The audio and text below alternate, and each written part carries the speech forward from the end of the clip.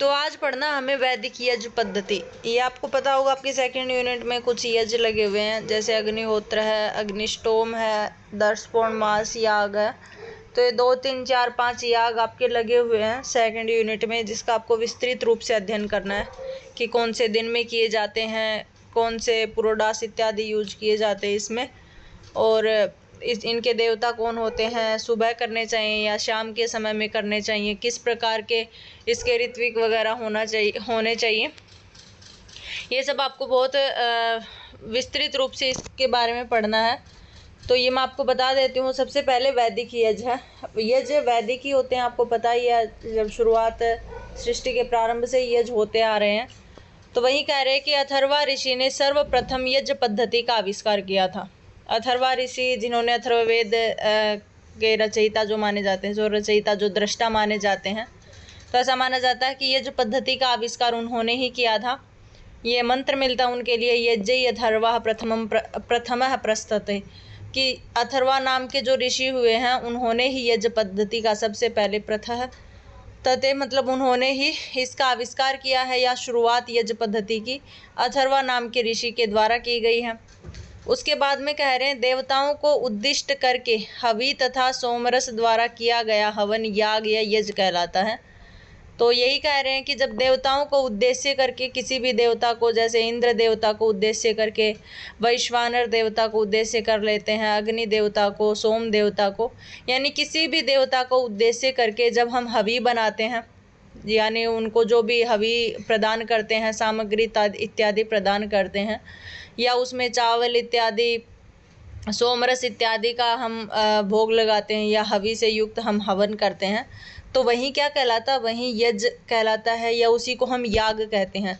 याग और यज्ञ में कोई अंतर नहीं है, दोनों एक के ही विशेषण हैं, तो उसी को याग कहते हैं। अर्थात किसी भी देवता को उद्देश्य करके कोई भी कार्य किया जाए यज्ञ से संबंधित, उसे हम याग या यज्ञ कहते हैं।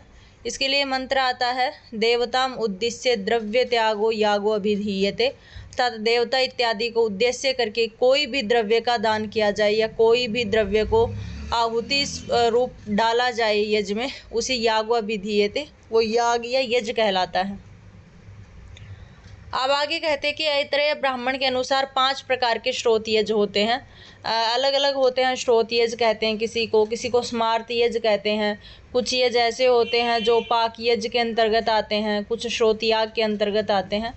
तो ऐतरेय ब्राह्मण में जब हम पढ़ते हैं तो वहाँ भी हमें श्रोत यज्ञ के बारे में पता चलता है। 5 प्रकार के वहाँ पर श्रोत यज्ञ गिनाए गए हैं, जिनमें से अग्निहोत्र है, जो हम प्रतिदिन करते हैं, हमें करना चाहिए सुबह शाम।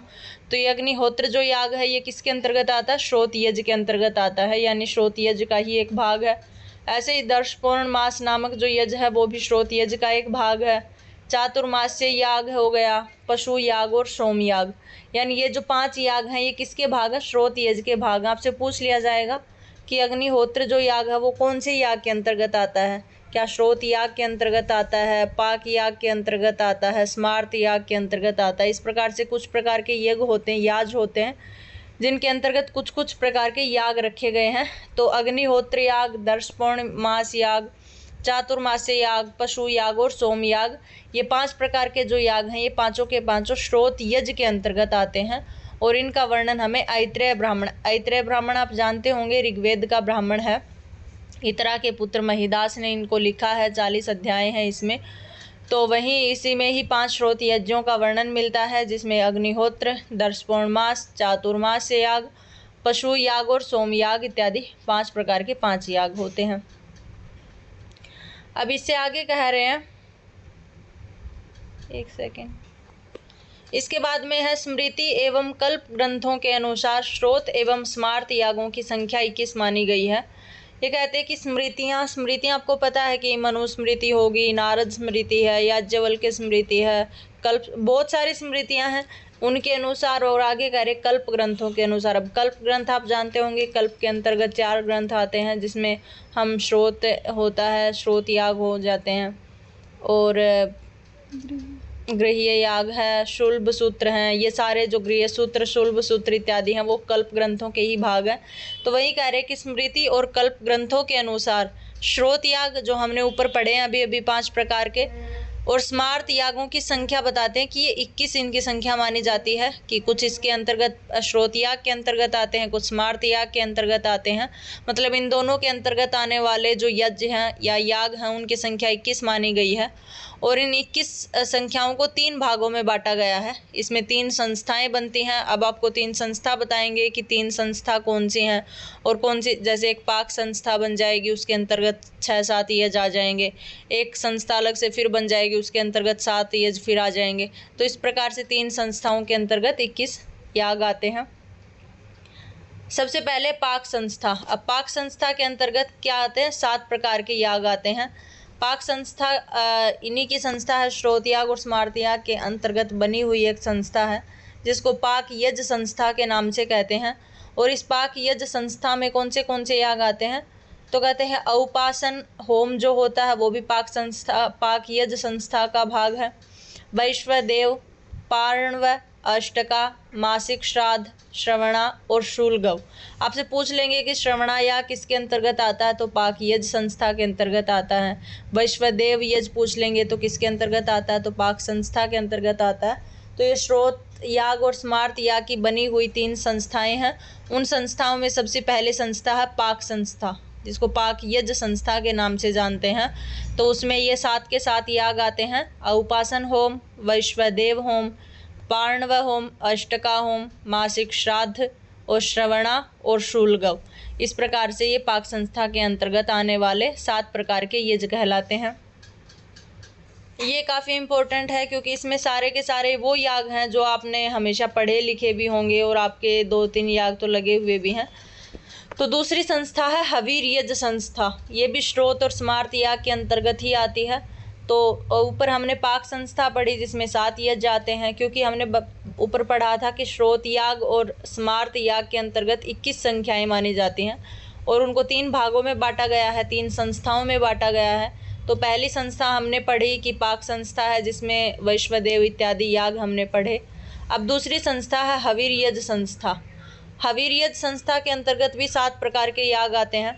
पहला अग्निहोत्र याग है। वैसे अग्निहोत्र मूल रूप से एक श्रोत याग होता है। दर्शपूर्ण मास भी एक श्रोत याग है, लेकिन उसके अंतर्गत भी संस्थाएं बढ़ती हैं। हवीर यज्ञ संस्था के अंतर्गत फिर आता है अग्निहोत्र याग है, दर्शपूर्ण मास याग है, आग्रायण याग है, चातुर्मास्य याग है। तो श्रोत में आते हैं? हाँ, श्रोत का ही भाग है संस्थाएं, क्योंकि ऊपर बताया था ना, श्रोत याग और स्मार्त याग के अंतर्गत संस्थाएं आती हैं। अब संस्थाएं 3 प्रकार की हैं। पाक संस्था, हवीर यज्ञ संस्था इत्यादि 3 प्रकार की संस्थाएं हैं और उन संस्थाओं के अंतर्गत याग आते हैं।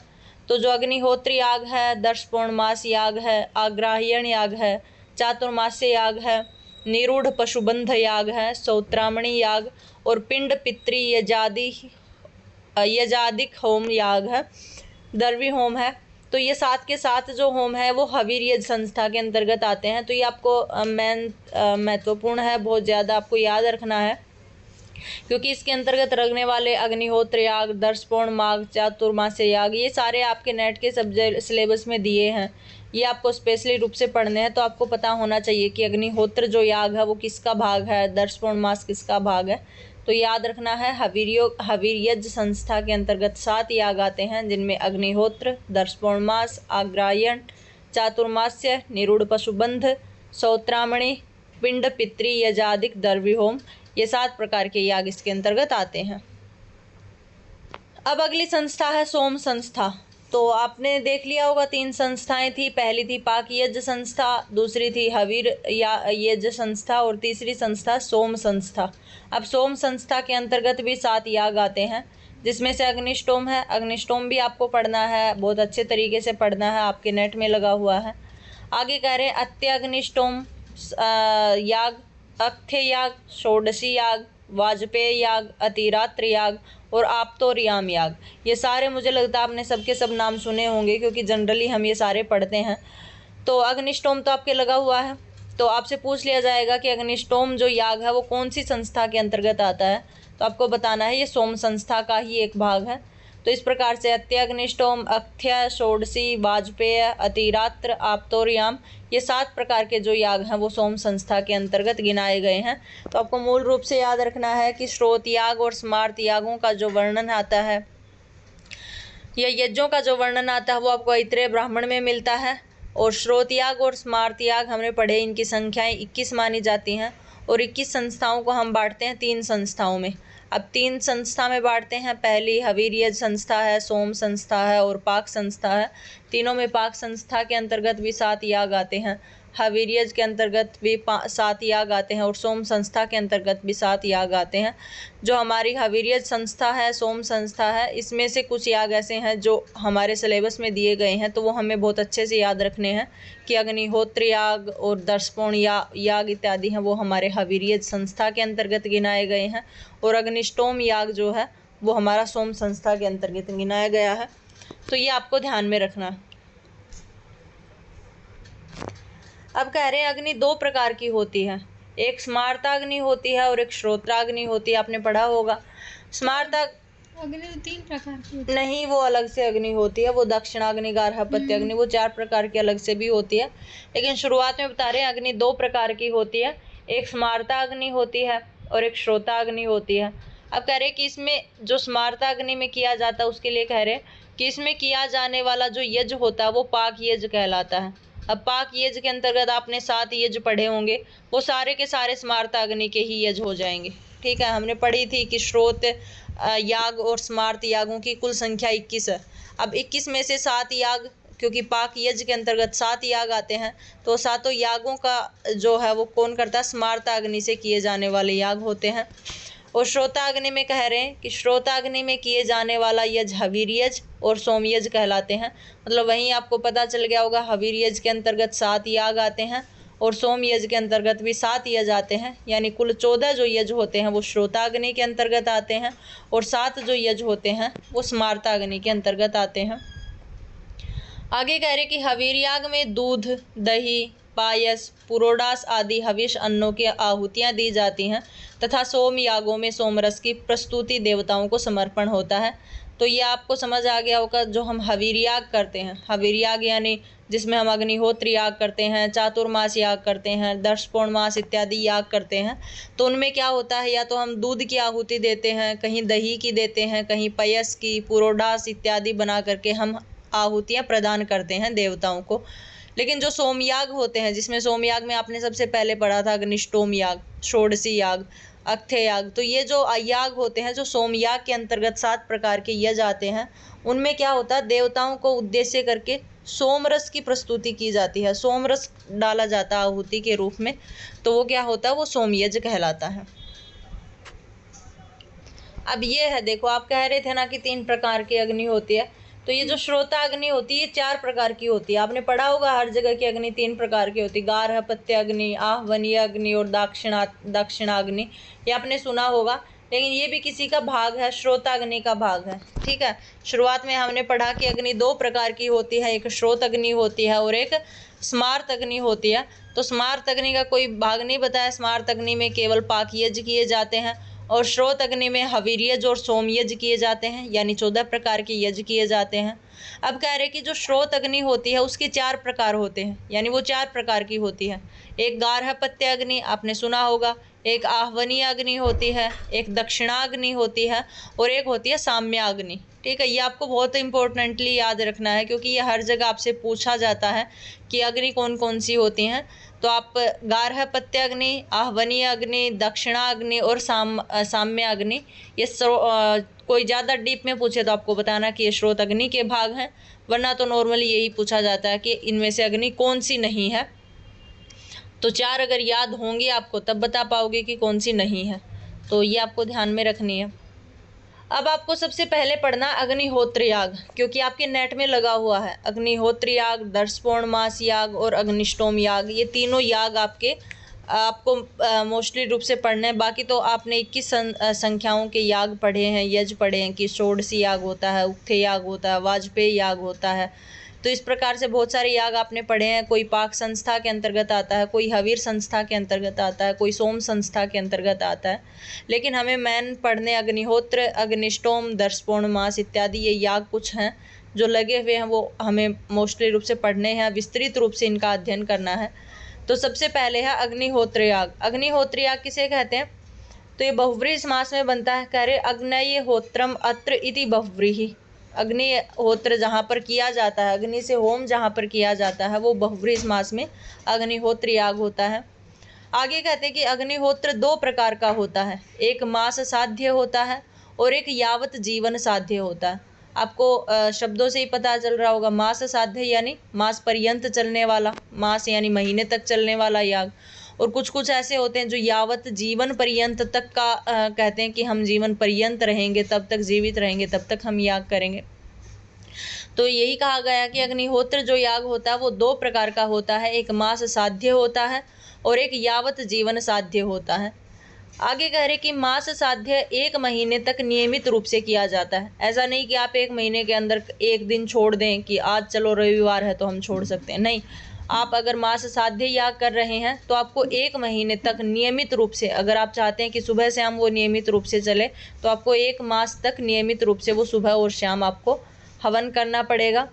आगे कह रहे कि यावत जीवन साध्य आरंभ करने के बाद जीवन पर्यंत किया जाता है तथा आजीवन जिस अग्नि में हवन किया जाता है, मरने के बाद उसी अग्नि से हवनकर्ता का दाह संस्कार किया जाता है। तो आपको समझ में आ गया होगा, समझाने वाली इसमें कोई बात नहीं है। मोटा मोटा अगर देखें तो मास साध्य जो याग है वो महीने पर्यंत नियमित रूप से किया जाता है, और जीवन साध्य जो याग है वो जीवन पर्यंत तक किया जाता है। अर्थात जो मनुष्य इसकी शर्त ले लेता है या फिर संकल्प ले लेता है, उसको पूरे जीवन में ये याग करना चाहिए या किया जाता है, और जिस अग्नि से ये वो हर रोज याग करता है या यज्ञ करता है, उसी अग्नि से उसका दाह संस्कार यानी अंतिम संस्कार किया जाता है। आगे कह रहे कि इस याग के अधिकारी काणत्व, अंधत्व, बधिरत्व, पंगुत्व आदि दोषों से रहित होने चाहिए और विवाहित ब्राह्मण, क्षत्रिय और वैश्य होने चाहिए।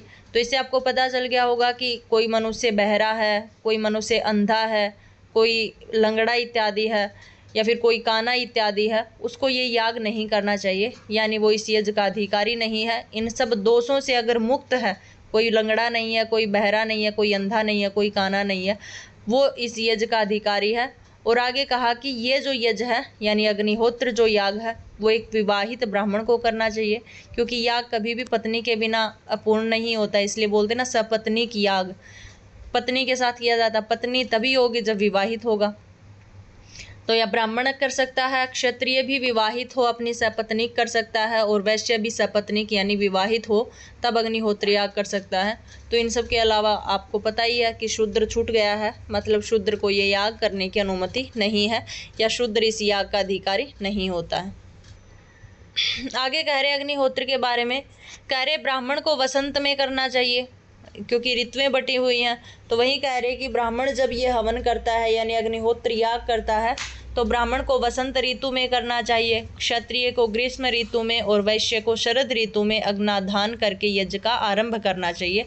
मतलब अगर ब्राह्मण इस यज्ञ का आरंभ करता है तो वसंत ऋतु में करे, क्षत्रिय इसका आरंभ करता है तो ग्रीष्म ऋतु में करे, और वैश्य अगर इसका आरंभ करता है तो शरद ऋतु में करे। ये आपको 2019 में प्रश्न पूछा गया था कि अग्निहोत्र जो याग है वो ब्राह्मण को कब करना चाहिए।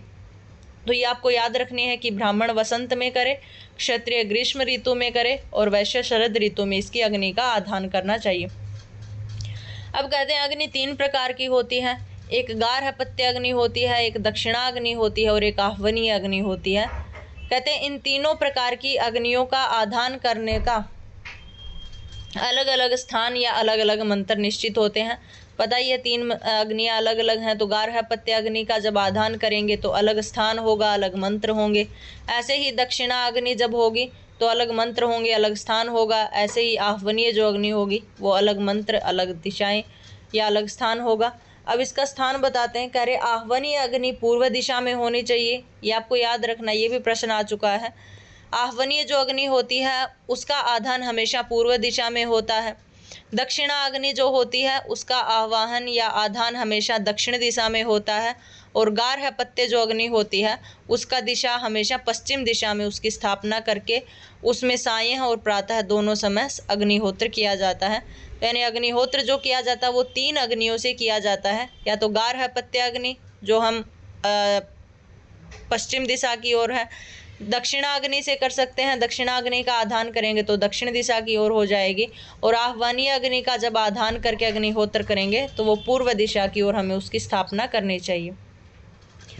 अब आगे कह रहे कि अग्निहोत्र में 10 द्रव्यों का प्रयोग किया जाता है। 10 द्रव्यों का प्रयोग मतलब जब हम अग्निहोत्र याग करते हैं तो उसमें हवि के रूप में प्रदान करते हैं, देवताओं को द्रव्य प्रदान किया जाता है। तो वहीं कह रहे हैं कि वो जो द्रव्य होता है वो 10 प्रकार के लेने चाहिए। या तो पेय अर्थात दूध से आधान करें या दूध से हवि युक्त करें, दही, यवागु, घृत, ओदन, तंडुल, सोमरस, मांस, तेल और मांस।